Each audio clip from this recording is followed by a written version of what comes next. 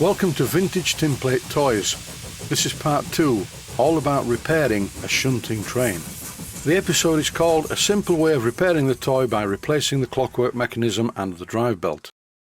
Here's the original Clockwork Mechanism and it's in a bit of a mess. The brass drive gear has been reduced to scrap. Originally I thought I was going to have to make a new gear for this, or at least find one in my box of old gears. Clockwork motors are not my thing, so I wasn't looking forward to this. Instead, I typed shunting train toy into eBay and I found one that was damaged.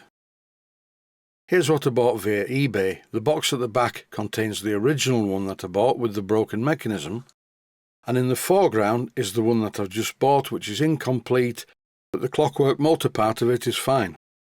This is a much older version of the shunting train.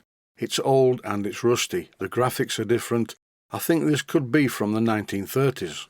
The clockwork motor and the mechanism is identical to the other one, and I couldn't believe my luck. This one had a drive belt fitted. Here are both of the mechanisms side by side, and the one in the foreground is the one I've just bought, and it's quite rusty as you can see, and it's bent.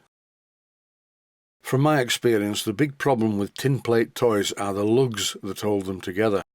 On this one that I've just bought for spares, there's only one lug intact. If you bend and unbend the lugs a couple of times, they do generally snap off. And that's very evident with this one, as there's only the one lug remaining. Inside, it's also quite rusty. But then again, so is the other one. After all, these are very old toys. The best way to start is to wind up the clockwork mechanism and see if it works. Before I run it though, I'm going to put a small amount of oil on the gears. This is the oil I normally use for steam engine bearings, and it's quite good. It's not too thin and it doesn't evaporate, but it's not too sticky either. The mechanism works perfectly. For some reason, the drive chain seems to be quite slack. It's a bit tighter on the other one. The main thing is, this clockwork mechanism works fine. I rewound it several times and ran it to make sure it was okay. This close-up shows that the clockwork mechanism isn't perfect, but it's a lot better than the other one. The main drive gear in the centre, the brass one, is a little bit worn, but it's not chewed up like the other. The first thing to do is to remove this clockwork mechanism and fit it into the other one. For this I'm using my sharp pointy kitchen knife, which is quite a useful tool. This old kitchen knife is not as sharp as it used to be, a bit like me I suppose. Mainly because I've used it for a variety of jobs other than chopping vegetables. Just as in the previous episode, I only needed to bend the first set of tabs up, and then I bent the entire assembly until the other tabs slid out of the slots. Before fitting this to the other toy, I'm really going to have a good look at it, and I'm going to run it several times. I've always been fascinated by clockwork as a mechanism. Although I've never really worked on many clockwork things, and as for clocks, well, just forget it. The last clock I worked on ended up with all the parts being fitted loosely inside the case so I didn't lose them. But I think I can cope with this, as it's a very simple mechanism. This drive chain is definitely a bit longer than the other one because it's not quite as slack a fit. The piece in the middle between the pliers and the clockwork mechanism is the part that moves the engine. More about this shortly. This is a very old and crude mechanism, and I don't think I'd make one this way, but anyway, I'm not yet ready to release my design into the world. And besides, the only reason the first one of these toys was broken was due to someone having taken it apart and fitted the worst looking belt I've ever seen. A virtual festival of sellotape and cardboard. It's clear to see that this clockwork mechanism is working perfectly fine. Time to look at the belt, and here it is. I don't know if it's the original, but it is a cloth belt and it smells very old. I'm going to have a little bit of a problem attaching this part the way it was attached originally. Both of the location tabs had bent for the last time, and as soon as I touched them they snapped off, but I wasn't too worried. There is a fix. First of all, flatten the piece of metal that's going to be in contact with the belt, and then use some of this stuff. You will notice that this is medium viscosity super glue, not the runny stuff that you normally get that would run everywhere and wick into the belt and make it very stiff. At this stage I didn't know if this was going to be successful, but it ended up being very successful. Time to run the mechanism with the belt in place. and it seems to be doing what it's supposed to do. This piece of metal looks like it's a piece of scrap, but it isn't. When the toy's put back together, this is a bit of a friction reducer underneath the slot. When I carefully dismantled this toy, I didn't break off any of the main location tabs, and now I'm gently but firmly pressing them back into position.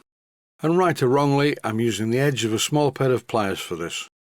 With the casing fixed to the base, it's time for a test run.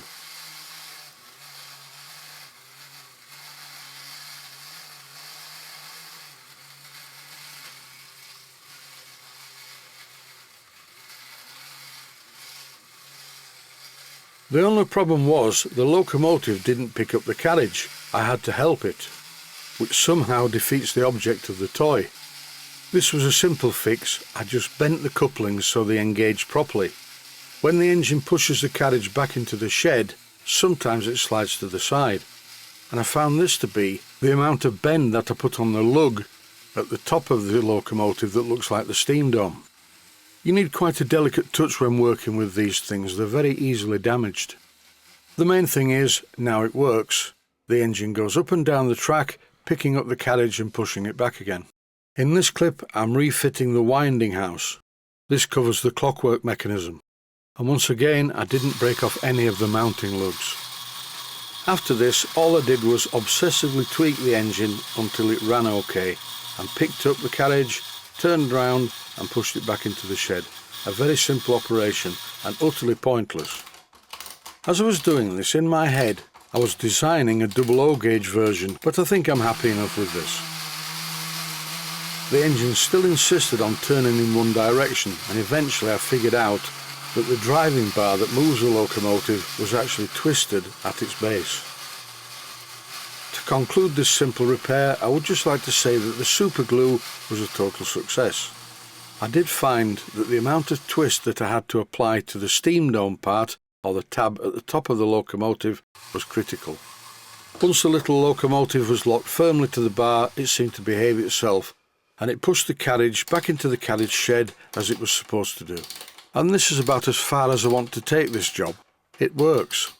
Stay safe, stay healthy, thanks for watching, and I hope you found it useful.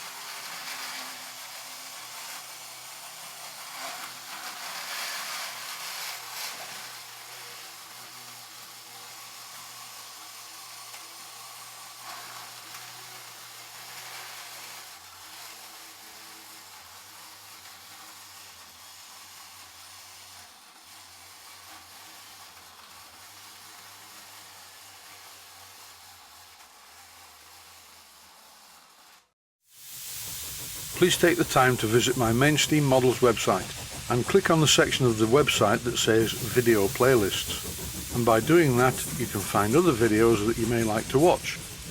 And by using the playlists, you can actually watch the videos back to back.